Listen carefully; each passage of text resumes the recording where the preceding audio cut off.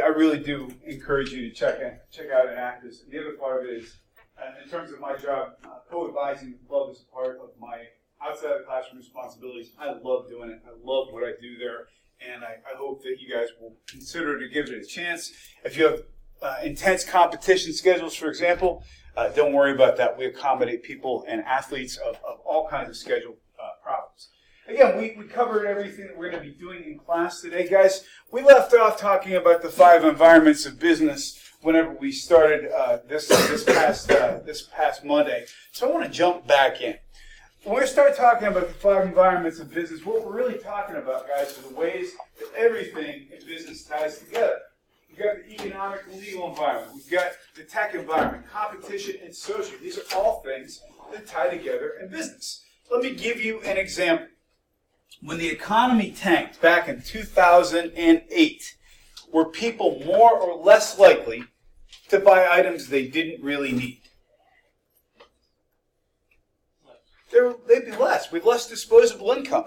You can see signs of a strong or weak economy in all kinds of things. When there's more summer blockbusters coming out in the movie theater, that means people can afford to go see them, so we're advertising more.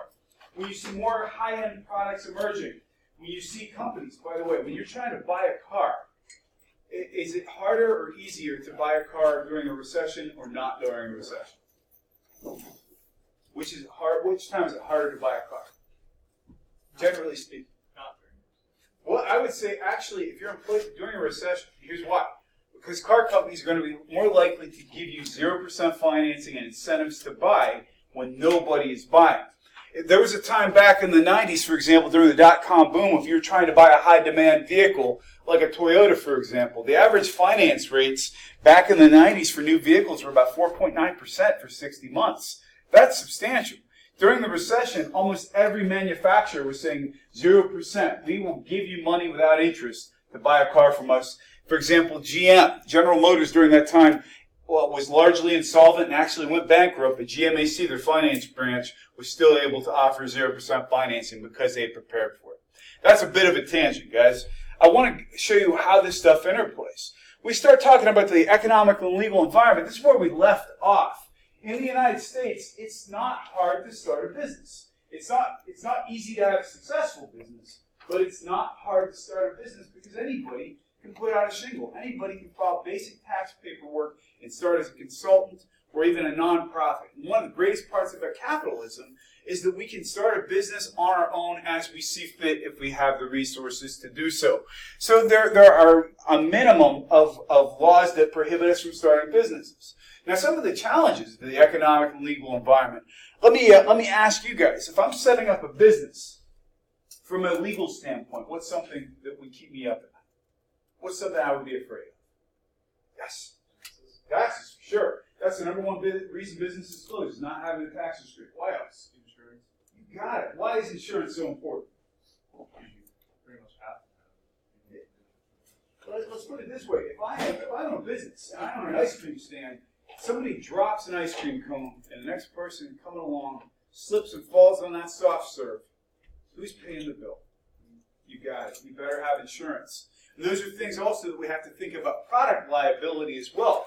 When we get into the chapter on ethics, we're going to talk about some of the most unsafe products to ever make it on the shelves in the United States, and people get sued. In addition, we have to have currency. In the United States, the dollar is the rule of law in terms of our currency. If you're any country in the world right now, what is competing with your existing form of currency? What do we have that's competing with traditional ways of distributing money? Yes. Bitcoin, cryptocurrency. And that's a whole other ball of wax, because when we think about it, I think I have $1 in my wallet right now, and I'm buying coffee after this class. Why is this dollar worth $1? Because people say it's... Exactly. It's backed up by the United States government, who says we will back this dollar up. Is there $1's worth of components in this? It does not have an inherent value. It's got value because it's backed up. What people like Bitcoin are saying is, why can't we do the same thing? All these environments are affecting how we do business now. Within countries, too. Guys, if we think about different countries, in the United States, it's very easy to own property. If you go to India, for example, when I say this, I'm not setting judgment on the Indian culture or anybody from India. But It's a very bureaucratic culture. It's very tough to get your business approved. It is not uncommon to have to bribe people to get your paperwork run through the system.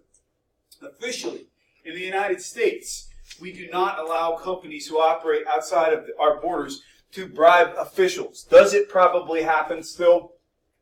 You bet your butt it does, because it's part of the way the business has to be done. I'm not saying that that's right. I'm saying that it happens. We start talking about corruption. We start talking about countries where it's very difficult to get things done through legal channels.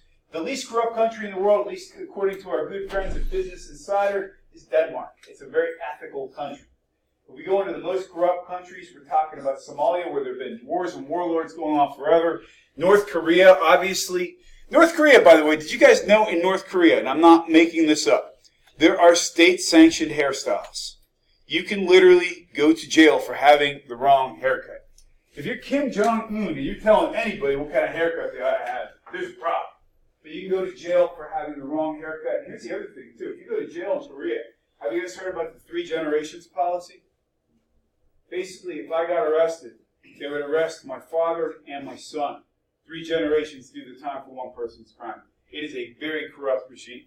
So these are countries, there are reasons why we don't do business with them. There are reasons why we want to make sure that these countries do not get more powerful than they are. But this is not a history or a civics class. Some of the other things we're dealing with, technology is the great disruptor, guys. Who here can tell me one way that technology has changed business in the last 10 years? What has technology changed? Yes? We talked about this the other day in the New York Stock Exchange. A lot of it is automated now, and it's replaced a lot of jobs. Automation. You and I could talk at this conversation. In fact, I could tone my conversation down, and we could have a normal conversation on the floor of the stock exchange, because it's just not that loud most of the time. It's a great example. What else is changing because of technology? Let's hear from this side of the room. What's something that technology is changing in the world of business? Yes, ma'am. Like the social media aspects. Oh, tell me more. That's great. Having companies out there more, like branding their own businesses. Yeah, we can get our name out there more quickly. Now, in social media, if we're voicing a concern about a company, how soon do we expect a response? Immediate.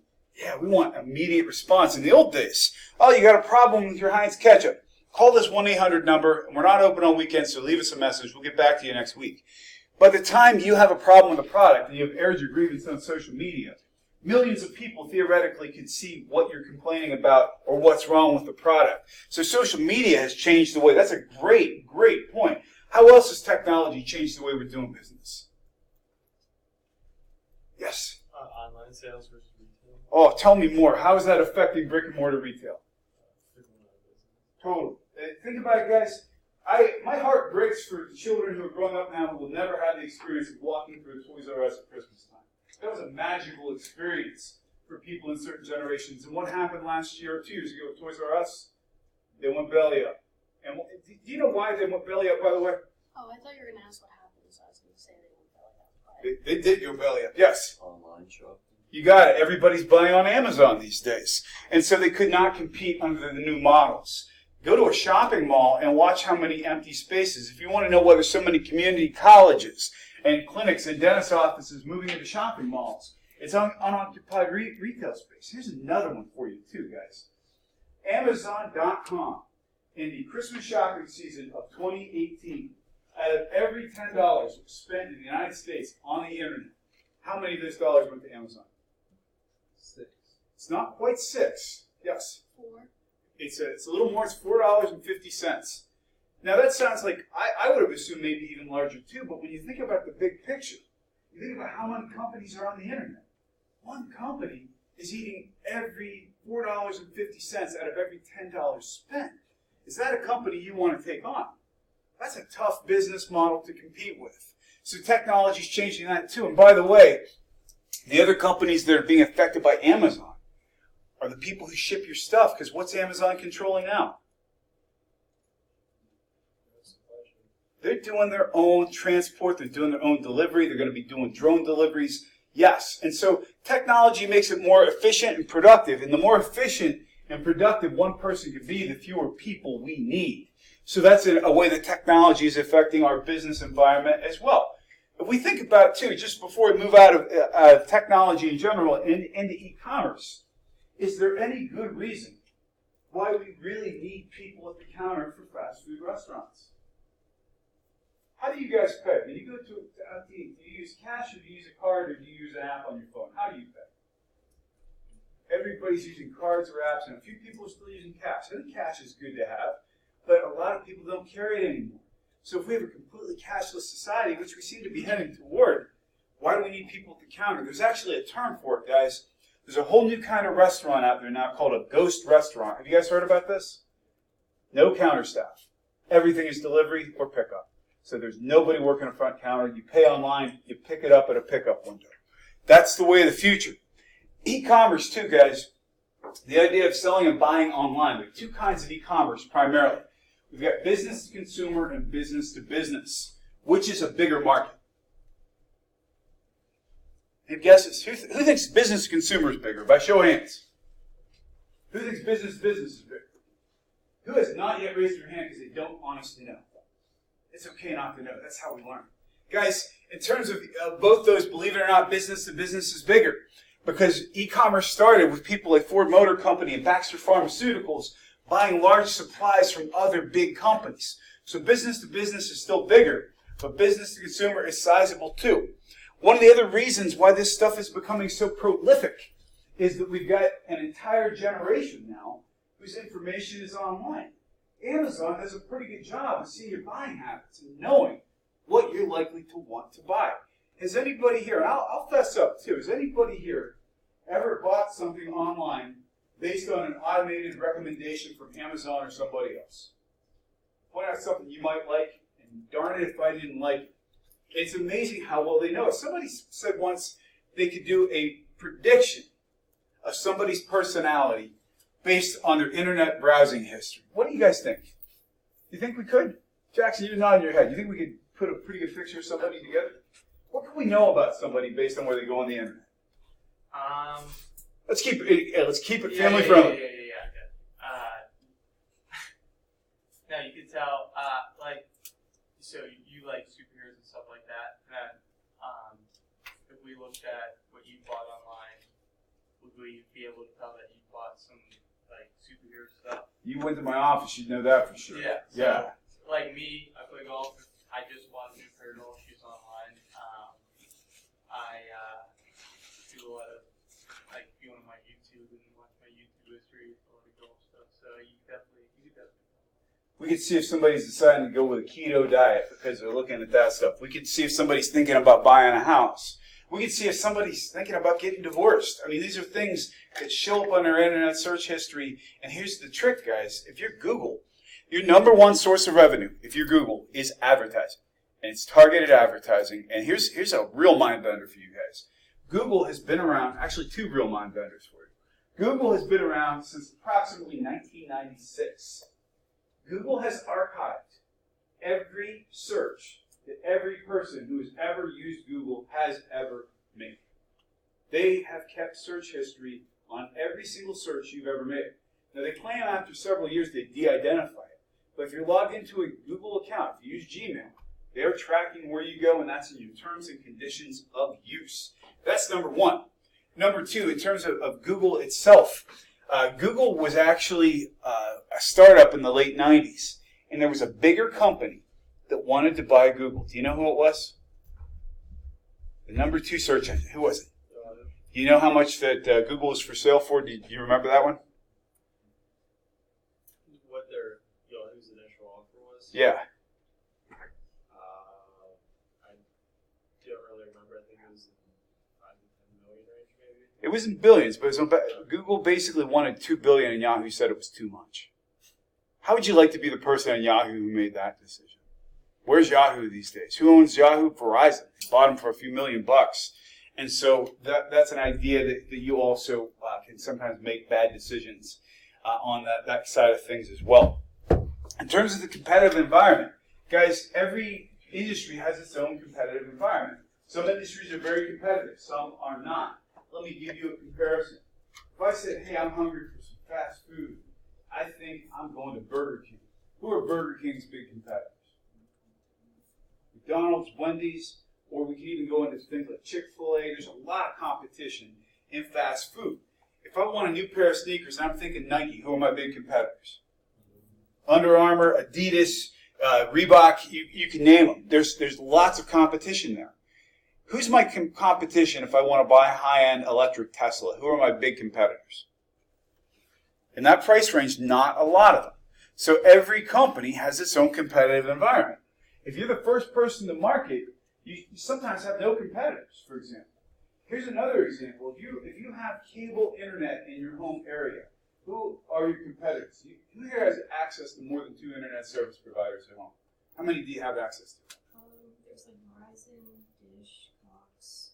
So you get 7. About 75% of all Americans have access to 2 or fewer internet service providers. So if you're getting into utilities, if you're getting into water, if you're getting into gas, those industries, although they are deregulated, they are not as competitive as things, bless you, like the fast food industry, the general car business, etc. So that's our competitive environment. What we also talk about these days are how do we become more competitive. Well, one of the ways that a lot of companies are saying we should do this these days is by making our employees more empowered, giving them the ability to react and make decisions.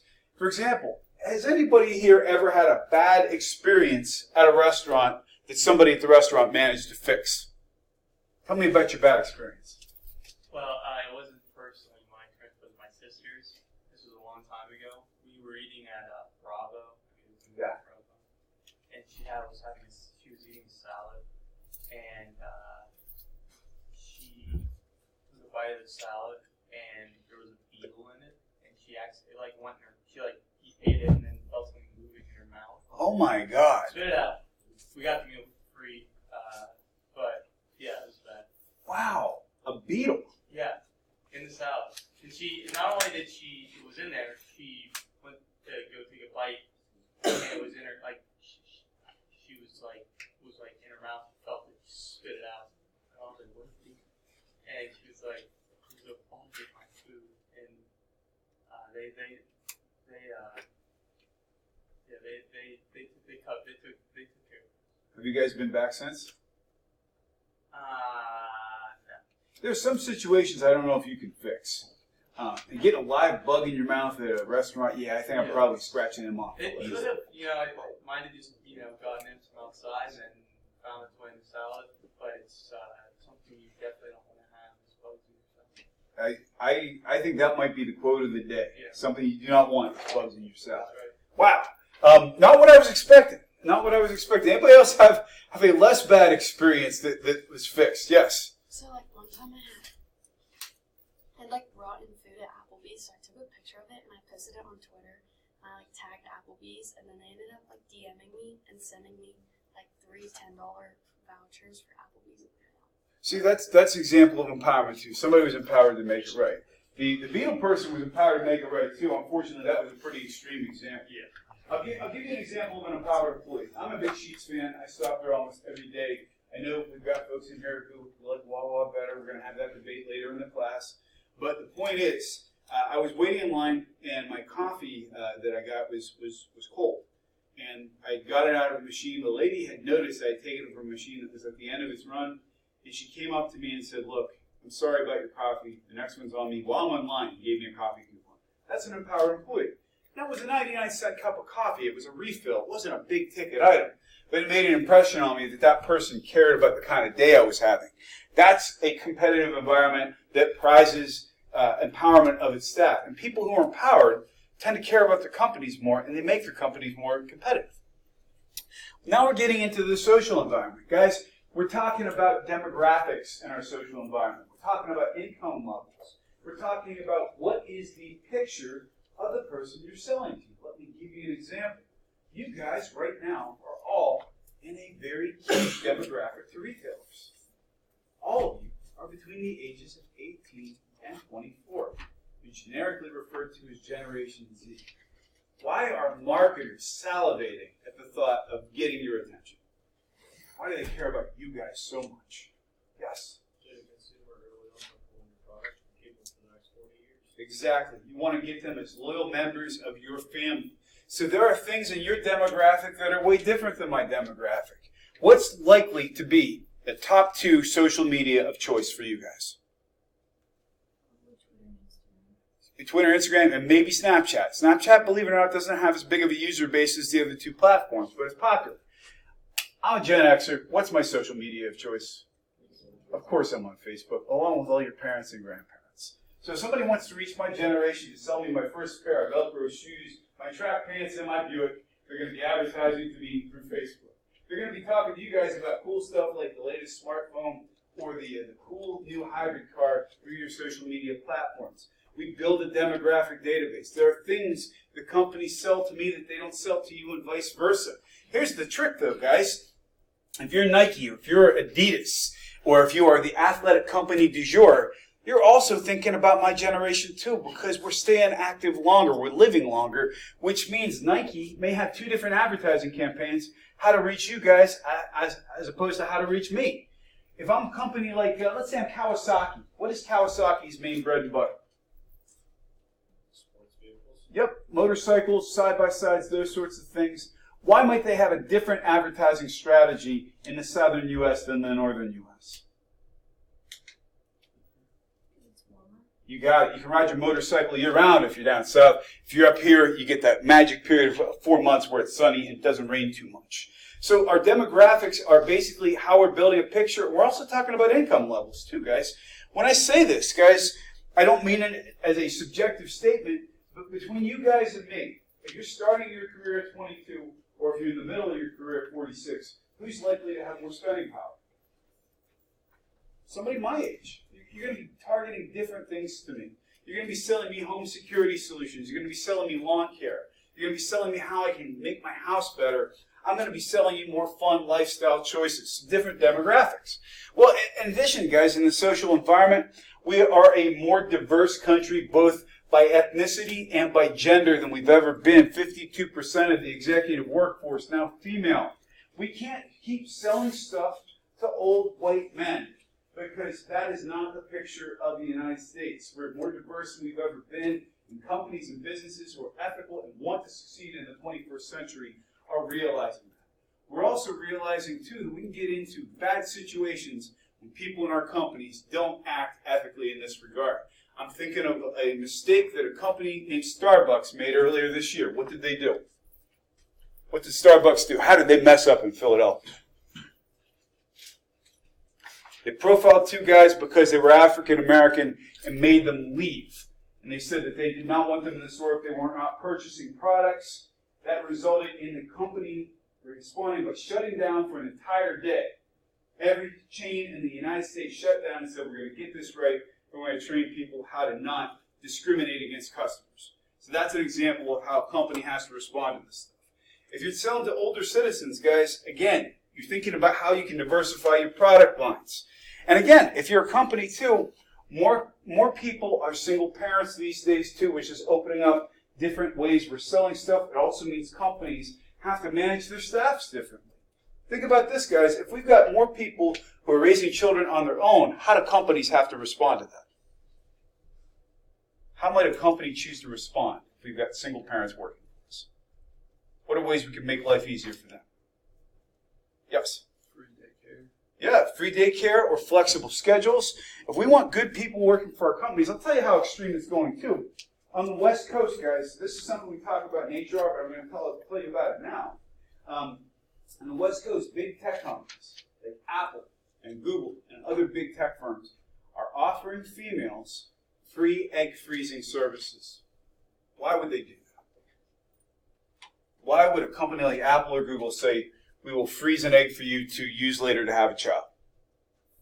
Why would that? Yes? Well, not so much avoid it, but postpone it. Most people in their careers will be most productive between the ages of about 22 and 40. What they are saying to female employees, if you're willing to put off having a family and give us your most productive years in the workforce, we will help you have a family later. And here's the trick, guys. That incentive came from requests from female executives. So that is how the workforce is changing. Some of the other things in terms of age diversity, we have something called the Age Discrimination and Employment Act. And what that means is it's not legal to not hire somebody or to fire somebody strictly on the basis of age. Why is this so important in 2019, guys? Yes? Well, first off, the workforce is aging. For sure. It prevents them from like aging people that basically you're higher paid employees to bring in people at entry level cost. For sure. And so we're saying we got an aging workforce to begin with. Does anybody know why our workforce is aging? Why do we have so many older people in the workforce? Anybody have a guess? Man. Because they might not have a retirement plan yet. You got it. Think about this, guys. In the financial crisis of 2008 and 2009, a lot of people lost about 50% in their retirement. Now imagine this. It's 2008. It's December. You got $1 million in your 401k. And you're saying, wow, this is great. I'm going to be able to retire. I'm going to be able to live large for the rest of my life. And all of a sudden, in a matter of 6 months, what was worth $1 million is now worth $450,000 or $500,000. How might that change your plans? You'll have to keep working so you get back up. Exactly right. So people are saying, I cannot afford to retire. The plans I laid are not good anymore. And on top of that, older people use something far more than you guys use that's included in their employment. What am I talking about? Medical insurance. You got it. Healthcare. A lot of older people continue to work simply because they need health coverage. And we've also got employers who are dealing with more single parents. And by the way, guys, this isn't just females. There are a lot of male single parents too, or single caregivers. And here's the other trick. Because people are living longer, a lot of folks are also taking care of their aging parents. It's not uncommon for your parents to move back in with you as well. Guys, we're going to hit a couple more slides here today because we've been hitting hard and fast. I know we did not take a break today because we had a substantial presentation. Guys, who here by show of hands believes when they hit retirement age, 65 years old, that they're going to have Social Security? I agree with you guys. I think that we're going to have a system that's ultimately insolvent. Here's the trick, guys. This is a chart from right out of our text. We started in 1950. Well, actually, Social Security started in the 1930s, that era. Right around 1950, for every one person who was retiring, we had 7 people who were still working. If we get where we're at right now, right in the 2020 range, we're looking for every person who's retiring, we've got right around 4 people working. We get into your era and get into the 2040s, we're getting down to a 1-to-1 ratio here. Why will this system not hold up? What's the problem? Yes? Is somebody earning just a living wage and paying 2 people to live? That's exactly right. And sooner or later, if you have the Social Security system, how do you keep it sustainable if you don't have enough working people to pay into the system? What can you possibly do? You have a couple options. You can reduce the amount of benefits you're paying. And if you guys have been paying into that system your whole life, is that fair to you guys? No, it's not fair at all. The other thing we can do is raise taxes and say, well, fewer people are going to be paying more. Or we have to figure out a way to take care of it ourselves. This is my little bit of old man financial advice. Who here right now is in any kind of a finance or economics class at the same time? Okay. Guys, when you get your first job and you get that offer to join a 401k, jump on it. Take control of your own retirement because the government is not going to be there in the same form that it was for your grandparents or even my generation. Make sure you're making your own preparations there. It's really scary. It is really scary. We talked a little bit about the aging part of things. The bottom line is we've got more older people in the Northeast. We've got states that are getting older as a whole state. I think Pennsylvania, by demographics, we are the second or third oldest state in the country. I'm pretty sure Florida is still number 1 because everybody retires to Florida, all the snowbirds. But in terms of things that we can't discriminate on, things that we want to make sure companies are being ethical, age is definitely part of it. We've got disability. We're going to be talking about disability. We're going to be talking about all these other factors in a future chapter on ethics as well. But we've got more and more people who are getting to be over the age of 65. Compared to the rest of the world, we're one of the oldest countries in the world, too, in terms of this kind of demography.